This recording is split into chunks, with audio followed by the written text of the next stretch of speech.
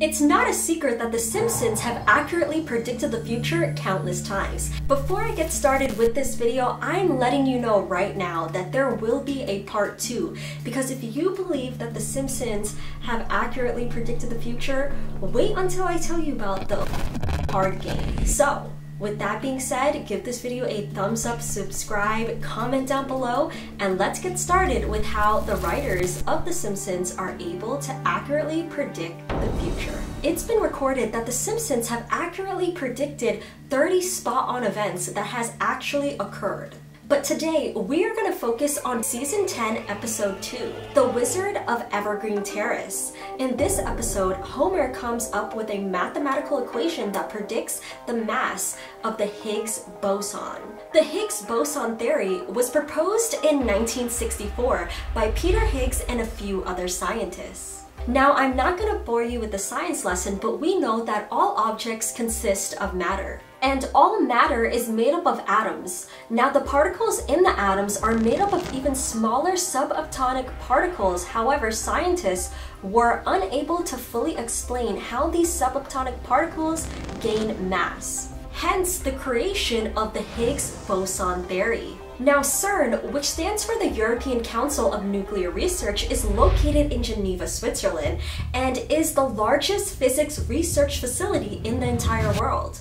It's been around for years, but it wasn't until July 4th, 2012, they made their very first major discovery that eventually led the physicists at CERN, along with Higgs, to win a Nobel Prize for figuring out how the subatomic particles gain mass. However, Homer from The Simpsons was technically the first to figure out the equation. The Simpsons were able to predict the equation that accurately describes the nanomass of the Higgs boson particle in 1998, 14 years before it would be identified by the scientists at CERN. So according to CERN, the God particle is real.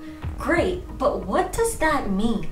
Well, they were able to prove that there is an invisible force throughout the universe, and that essentially means that the Akashic records could very much be real.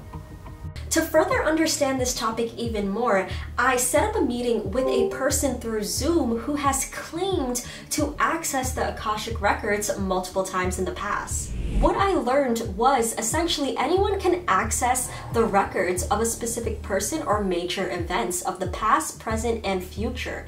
Every little detail is recorded and constantly changing based on current decisions. Akashic records.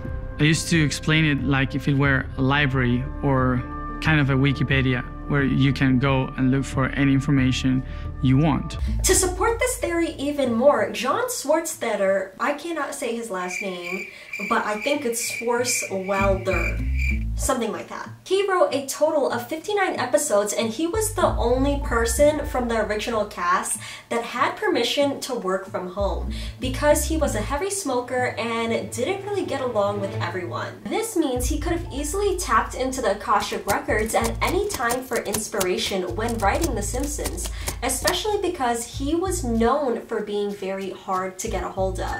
Both of these ideas and theories have in common the idea of a collective consciousness. If we all were to become conscious enough to understand that there is a possibility that other dimensions exist, what this really means is we are all connected in some shape or form. This, to an extent, explains the reasons why so many people experience déjà vu, a glitch in the simulation, or their very own reality.